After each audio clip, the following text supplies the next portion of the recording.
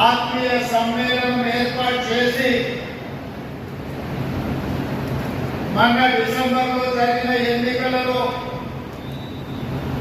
మా పార్టీ మా ప్రభుత్వం ఏర్పడడానికి సాయశక్తుల సహకరించిన ఉపాధ్యాయులందరినీ కలవాలని ఒక ఆత్మీయ సమ్మేళనం ఏర్పాటు చేయాలని పెద్దలు ప్రొఫెసర్ కోదండరామ్ గారితో మాట్లాడి ఉపాధ్యాయ సంఘాలతో సంప్రదించి ఏ ఎంపీ స్టేడియంలో మేము పదవి బాధ్యతలు తీసుకున్నామో అదే ఎంపీ స్టేడియంలో ఉపాధ్యాయులకు ఆత్మీయ సమ్మేళనం ఏర్పాటు చేయండి అని చెప్పి